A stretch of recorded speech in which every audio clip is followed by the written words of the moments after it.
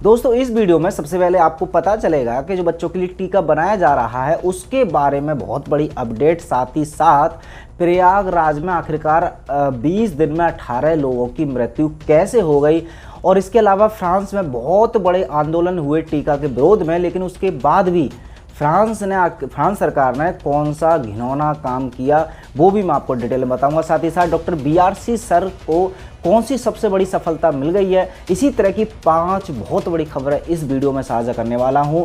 पांचों खबरें जानने के लिए बने रहिए हमारे साथ।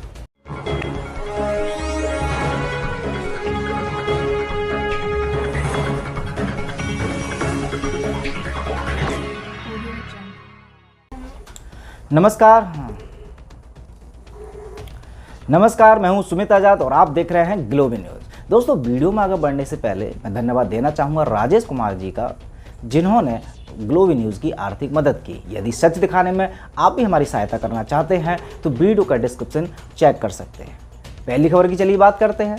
तो पहली खबर है जो बच्चों के लिए अभी टीका तैयार हो रहा है उसकी अपडेट को लेकर के। अभी आप देख रहे होंगे कि लगातार भाई 18+ वाले जितने भी लोग हैं उनके लिए टीकाकरण बहुत ज़ोरों शोरों से चल रहा है।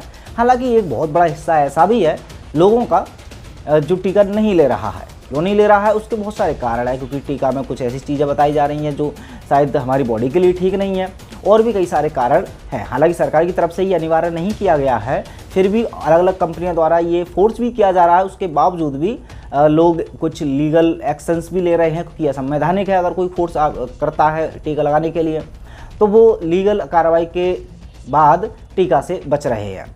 लेकिन हम मुद्दे की बात अब ये है कि जो बच्चों के लिए भी जो टीका है, क्योंकि अभी देखिए स्कूल वगैरह सब बंद है। अब स्कूल वगैरह में अगर स्कूल खुलते हैं तो जब उनके एडमिशन्स वगैरह होंगे बच्चों के, तो बस आसार यही है कि यदि स्कूल खुले तो बच्चों के लिए टीका अनिवार्य कर सकते हैं ये कि टीका लगाओगे तो स्कूल आ जाओगे। तो उसमें भी यही दिक्कत आने वाली है कि स्कूल वाले सर्टिफिकेट मांगेंगे टीका का, या बहुत सारी ऐसी प्रॉब्लम रहेंगी। अगर टीका नहीं लेना चाहेंगे आप तब भी टीका लेना पड़ सकता है। तो बच्चों के लिए अगले महीने में ये तैयार हो जाएगा लगभग। तो ये स्वास्थ्य मंत्रालय ने कहा है, एक अपना जो मीटिंग हुई थी भाजपा की सरकार की, उसी में ये घोषणा की गई है। अब देखते हैं कि हालांकि कब तक ये टीका आता है, लेकिन ये टीका क्या बच्चों के लिए लाभदायक होगा या नहीं, ये बहुत बड़ा सवाल बन कर रह गया है। चलिए दूसरी खबर की बात करते हैं। तो डॉक्टर बीआरसी सर को काफ़ी बड़ी सफलता मिल चुकी है, क्योंकि अभी आप जानते होंगे 23 तारीख को उन्होंने एक प्रेस कॉन्फ्रेंस में भी ये अनाउंस किया था कि जो नाइस प्रोटोकॉल है उनका, उसकी सलाह जो हमारा भारत सरकार का आयुष मंत्रालय है उसने दे दी है।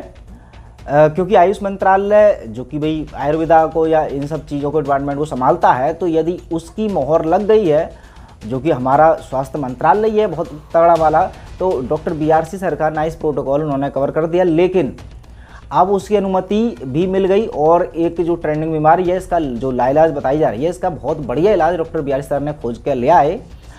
लेकिन मेन स्ट्रीम मीडिया ने इस सफलता को कभी कवर नहीं किया। तो ऐसे में अभी ये जो प्रेस कॉन्फ्रेंस के बाद कुछ पॉजिटिव रिजल्ट आ रहे हैं, काफ़ी सारे न्यूज़पेपर्स में ये खबरें दिखाई जा रही हैं, और आई होप कि जनता तक ये सारी चीज़ें पहुंचेंगी। तो जो नाइस प्रोटोकॉल जो कि भारत सरकार के खुद आयुष मंत्रालय ने अप्रूव कर दिया है, इसका इस्तेमाल करके अगर ये ट्रेंडिंग बीमारी के नाम पर अस्पतालों में जाने की बजाय और वहाँ पर अपना नुकसान करने की बजाय इस नाइस प्रोटोकॉल के द्वारा वो ठीक हो जाए। तो डॉक्टर बीआरसी सर को ज़रूर कहना पड़ेगा कि हाँ, ये बहुत बड़ी सफलता है कि पूरी दुनिया में या पूरे भारत में इसकी चर्चा हो रही है, और भारत सरकार ने भी इस चीज़ को मान लिया कि हाँ, डॉक्टर बीआरसी सर का जो नाइस प्रोटोकॉल है बहुत ही बेहतरीन है और वो काम भी कर रहा है। साथ ही साथ तीसरी खबर की बात करते हैं। तो प्रयागराज में 22 दिन में 18 लोगों की मृत्यु नहीं हुई, उन्होंने मृत्यु को गले लगा लिया, यानी कि सुसाइड किया है। अब ये सुसाइड का कारण कोई परिवार एक कलह है या फिर कोई पर्सनल रीज़न नहीं था, उसका कारण है ये ट्रेंडिंग बीमारी के कारण लगाया गया तालाबंदी, और तालाबंदी से हुई बेरोजगारी और परिवार में जो आर्थिक स्थिति बहुत ज़्यादा ख़राब। तो ऐसे में लगभग 18 लोगों की जो मृत्यु हुई, जिसमें कि 20 जुलाई को 5 लोगों की, 19 जुलाई को 3 लोगों की, ऐसे ही ले दे करके एक डाटा तैयार क्या मतलब डाटा खोजा गया प्रयागराज पुलिस द्वारा तब ये आंकड़ा सामने आया कि प्रयागराज में जो पिछली मृत्यु हुई है, सुसाइड हुई हैं, तो उनका रीज़न बहुत ही ज़्यादा भयंकर है, क्योंकि ट्रेंडिंग बीमारी के कारण जो तालाबंदी ने ज़िंदगी बर्बाद की है, तो बर्बाद तक तो ठीक था, लेकिन लोगों की जानें तक ले ली हैं, तो ये बहुत ज़्यादा सोचनीय है। तो प्रयागराज में हुई हैं ये 22 दिन में 18 लोगों की मृत्यु। आई थिंक मैंने 20 दिन बोल दिया था, तो 20 दिन की बजाय ये 22 दिन है। 22 दिन में 18 लोगों की मृत्यु, यानी कि उन्होंने आत्महत्या कर ली अपनी परिस्थिति बहुत ज़्यादा ख़राब होने के चलते। चलिए चौथी खबर की बात करते हैं। तो फ्रांस, अब ये फ्रांस में आपने देखा होगा कि बहुत बड़ी संख्या में लोगों ने सड़कों पर आकर के विरोध किया था कि ये जो टीका है इसको फोर्सफुली ना लगाया जाए, जिसकी मर्जी है वो लगा ले, जिसकी मर्जी नहीं है उसको छूट दे देनी चाहिए। लाखों की हज़ारों की संख्या में लोग सड़कों पर आए, लेकिन पुलिस ने भी रोकने का प्रयास किया। पुलिस ने रोकने के साथ साथ उन पर आंसू गोले भी बरसाए, उनको अरेस्ट भी किया। लेकिन उसके बाद अभी संसद में जब इस टॉपिक पर चर्चा हुई तो बहुत घिनौना सच या कह सकते हैं बहुत ही ज़्यादा घिनौना इन्होंने फैसला लिया है कि फ्रांसीसी संसद ने एक पासपोर्ट को, यानी कि एक पास कार्ड है, उसको अनुमति दी है। अब पास कार्ड क्या है? वो पास आपको तभी मिलेगा जब आपने टीका ले लिया होगा।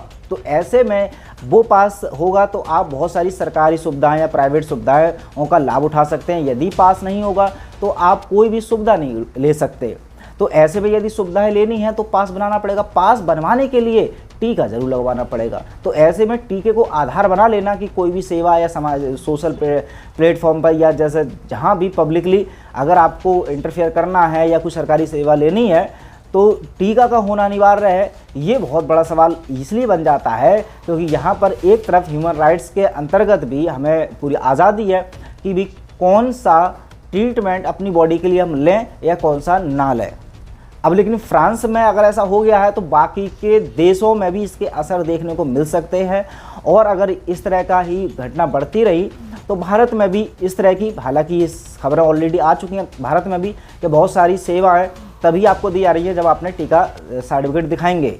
लेकिन अब वो एक पर्टिकुलर पास जारी हो जाएगा पूरे वर्ल्ड में, जिन्होंने टीका लिया है उनके पास वो पास होगा तो वो सारी सुविधाएं उठा लेंगे। जिन्होंने टीका नहीं लिया होगा उनके पास नहीं होगा तो वो फ़ायदा नहीं उठा पाएंगे। चलिए आगे खबर करते हैं, पांचवी खबर की और आखिरी खबर के रूप।